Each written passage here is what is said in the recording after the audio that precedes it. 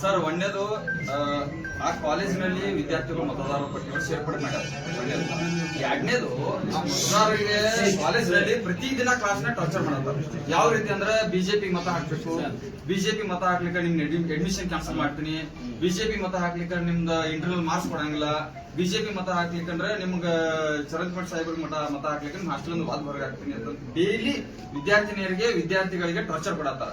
ಅವರು ನಮ್ಮ NSU office ಬಂದು ನಿನ್ನೆ ಮೊನ್ನೆ 3 ದಿನ ವೈರಲ್ ಆಗೈತಿ. ಸಂಪೂರ್ಣವಾಗಿ ನಮಗೆ ಕಂಪ್ಲೇಂಟ್ ಮಾಡಿದ್ರು. ಅದನ್ನ ಆಡಿಯೋ ಮಾಡಿದ್ರು, ಪತ್ರ ಮುಖಾಂತರ ಮಾಡಿದ್ರು.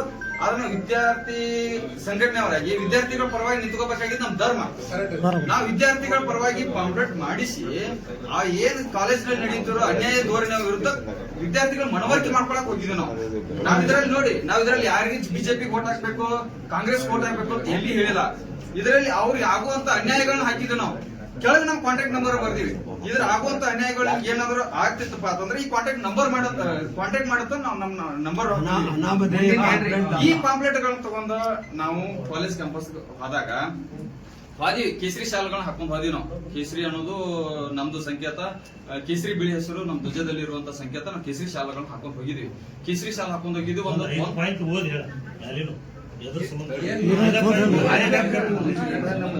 ನಾವು ಪಾಂಪ್ಲೆಟ್ ಅಲ್ಲಿ ಅಷ್ಟಿಗೆ ವಿದ್ಯಾರ್ಥಿಗಳಿಗೆ ಎಚ್ಚರವಿರಿ. ವಿದ್ಯಾರ್ಥಿಗಳಿಗೆ ನಿಮಗೆ ಆಗುತ್ತಿರುವ ಸಮಸ್ಯೆಗಳು ಈ ಕೆಳಗಿನಂತಿವೆ. ನಿಮಗೆ ಶಿಕ್ಷಣದಿಂದ ವಂಚಿತರನ್ನಾಗಿ ಮಾಡಲು ಹೊರಟಿದ್ದಾರೆ. ಉದಾಹರಣೆ, ನಿಮ್ಮ ತರಗತಿಗಳಿಗೆ ನಿಮಗೆ ಆಂತರಿಕ ಅಂಕಗಳನ್ನು ಕೊಡುವುದಿಲ್ಲ ಎಂದು ಹೆದರಿಸುತ್ತಿದ್ದಾರೆ. ಕ್ವಶನ್ ಮಾರ್ಕ್ ಇಟ್ಟಿವೆ. ನಿಮ್ಮ ಕಾಲೇಜಿನಿಂದ ನಿಮ್ಮನ್ನು ಹೊರಗೆ ಹಾಕುತ್ತೇನೆ ಎಂದು ಹೆದರಿಸುತ್ತಿದ್ದಾರೆ. ನಿಮಗೆ ಬಿಜೆಪಿ ಮತ ಹಾಕುತ್ತಿದ್ದಾರೆ. ನಿಮ್ಮನ್ನು ಟಾರ್ಗೆಟ್ ಮಾಡುತ್ತಿದ್ದಾರೆ.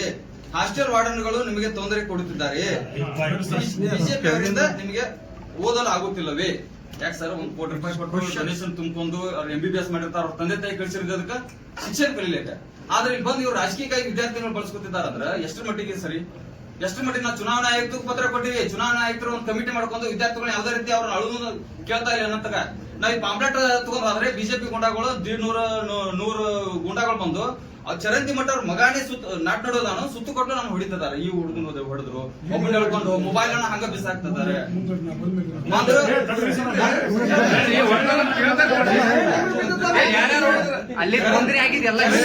ಚರಂತಿ ಮಠ ಮಗಾನೇ ಸ್ವತಃ ಅವರೇ ನಮ್ ಎದಿ ಬುದ್ಧಿ ಕಿಸಿಂದ ಈ ಕಾಲರ್ ಗಳನ್ನ ಹಿಡ್ಕೊಂಡು ಏನ್ರೇ ಮಕ್ಕಳ ನವೀನ್ ಚರಂತಿ ಮಠ ಕೇಳಿಕೊಂಡ್ರು. ವೀರಣ್ಣ ಚರಂತಿ ಮಠ ಅವ್ರ ಮಗ ನಾಟ್ ನೋಡಿ ಇಟ್ಕೊಂಡಿದ್ರು. ಒಬ್ರು ಹಂಗ ಹೊಡಿತಿದ್ರು. ಅವರು ನಮ್ಗೆ ಎದಿಗೆ ಶರ್ಟ್ ಹೊಡ್ಕೊಂಡು ಕುದ್ಕೊಂಡು ಅವರು ನಮ್ ಕಲೆ ಮಾಡಿದ್ರು. ಅದ್ರ ಜೊತೆಗೆ ಒಬ್ರು ಕಾರ್ ಗಡೆ ಹಾಕೊಂಡು ಹೋಗೋಣ, ಇವ್ರನ್ನ ಒಬ್ರಲ್ಲಿ ರೂಮ್ ಐತೆ ಅಲ್ಲಿ ಹಾಕೊಂಡು ಹೋಗೋಣ, ಒಬ್ರು ಆ ಕಡೆ ಎಳೆದಾಡಿದ್ರು, ಒಬ್ರು ಈ ಕಡೆ ಎಳೆದಾಡಿದ್ರು, ಹಂಗ ಹಾಕೊಂಡು ಹೋಗ್ತಿದ್ರು. ನಾವು ಪಾಂಪ್ಲೆಟ್ ನಮ್ಮ ಪಾಡಿ ನಾವು ಸುಮ್ಮನೆ ಹಂಚ್ತಾ ಇದ್ವಿ. ಕೇಸರಿ ಶಾಲೆ ಹಾಕೊಂಡಿದ್ವಿ. ನಮ್ಮ ಕಾರ್ಯಕರ್ತರು ಎಲ್ಲಾರು ಹಂಚ್ತಾ ಇದ್ವಿ. ಕೇಸರಿ ಶಾಲೆ ಯಾಕೆ ಹಾಕೊಂಡ್ ಬಂದಿರಪ್ಪ ತಪ್ಪಿದ್ವಿ. ನಾವು ಕೇಸರಿ ಶಾಲೆ ಸರ್ ನಿಮ್ದೇನ್ ಸ್ವತ್ತ ನಮ್ದು ಸ್ವತ್ತ ಅದ. ಕೇಸರಿಗೆ ನಿಮ್ಗೆ ಅಷ್ಟ ಸಂಬಂಧ ಇಲ್ಲ.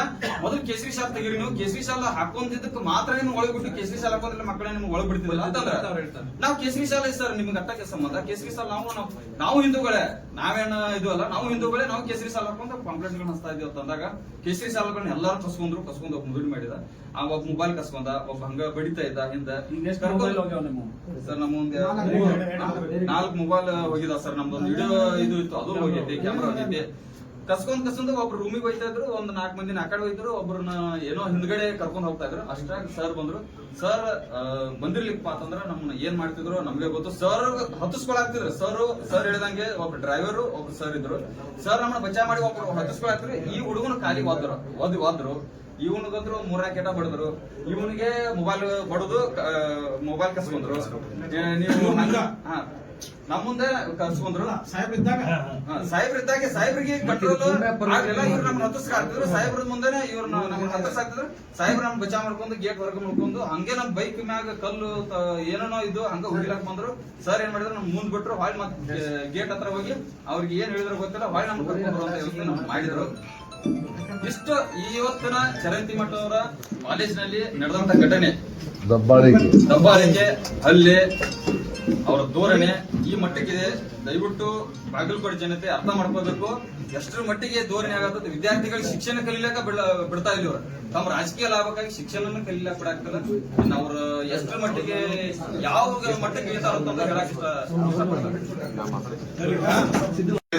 ಬಂದ ಅವ್ರು ಕರ್ಕೊಂಡ್ ಬಂದ್ರೆ ಸೇಫ್ ಮಾಡ್ಕೊಂಡ್ ಬಂದ್ರೆ ಸರ್ ಎಲ್ಲಾ ಬರೋಬ್ರಿ ಸರ್. ಬಂದ ನಮ್ಮ ಹುಡುಗರು ಕೆಲ್ಕೊಡ್ಸಿದ್ರು ಮೊದಲೇ ಒಂದು ಅದೊಂದು ತಪ್ಪು ಸರ್. ಯಾಕೆ ಕೆಲ್ಕೊಡ್ಸಿದ್ರು ಗೊತ್ತಿಲ್ಲ, ಮುಗಿತಾವ. ನಾ ಏನ ಸರ್ ನಾನು ವಿಚಾರೇನು ಸರ್, ಈಗ ನಮ್ಮ ಅವ್ರನ್ನ ಬಡದಾರ. ಈಗ ನಾವು ಅವ್ರಿಗೆ ಹೇಳಿದ್ರೊಳಗ ಏನು ತಪ್ಪಿಲ್ಲ ಸರ್. ಈಗ ವಿದ್ಯಾರ್ಥಿಗಳು ಹಂಗೆ ಮಾಡಬಾರ್ದು, ಒಳ್ಳೇದು ನಿಮ್ಗೂ ಅರ್ಥ ಆಯ್ತು ಸರ್. ಯಾಕಂದ್ರೆ ರಾಜಕೀಯ ಬಳಸಬಾರ್ದು. ಎಲ್ಲ ಕಾಲೇಜ್ಗಳು ಎಲ್ಲರೂ ನಮ್ಮ ಕಾಲೇಜ್ಗಳು ಎಲ್ಲರೂ ರಾಜಕೀಯ ಬಳಸಬಾರ್ದು ಸರ್. ಇದನ್ನ ಮಾಡಿದ್ದು ತಪ್ಪು. ಈಗ ನನ್ನ ಕ್ಷೇತ್ರದಾಗ 15 ಮಂದಿನ ವೋಟಿಂಗ್ ಮಾಡ್ತಾರೆ ಸರ್. ಈಗ ನನ್ನ ಕ್ಷೇತ್ರದಾಗಿನೂ 15 ಮಂದಿನ ವೋಟಿಂಗ್ ಅದಾವ್ರೆ. ಒಂದೇ ಊರಾಗ 15 ವೋಟಿಂಗ್ ಆಗ್ಯಾವ್ರಿ. ಇವತ್ತು ನಮ್ಮಲ್ಲಿ ಹುಡುಗರು ಹೋಗಿ ಅದು ಇದನ್ನು ಬಂದಾರ ಸರ್ ಗ್ರೂಪ್. ಅದಕ್ಕೆ ಇಂಥವೆಲ್ಲ ಮಾಡಾಕ್ತಾರೆ. ಇದು ಮೊದಲು ತಪ್ಪು ಕೆಲಸ ಮಾಡಾಕ್ತಾರೆ ಸರ್. ಈಗ ಅವ್ರ ಮೇಲೆ FIR ಆಗಬೇಕು ಸರ್. ಒಂದ್ ನಿಮಿಷ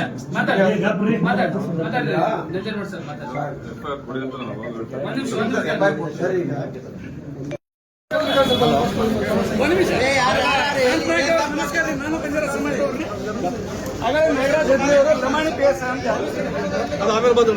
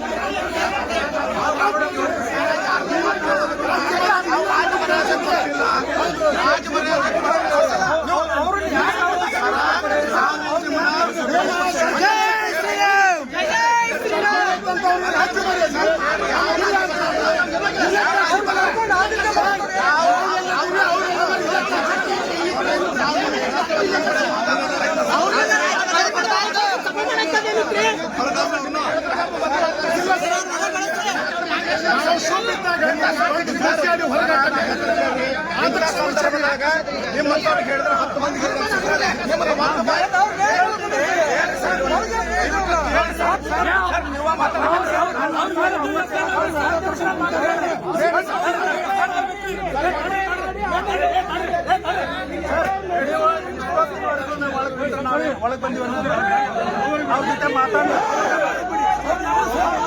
ಜೈ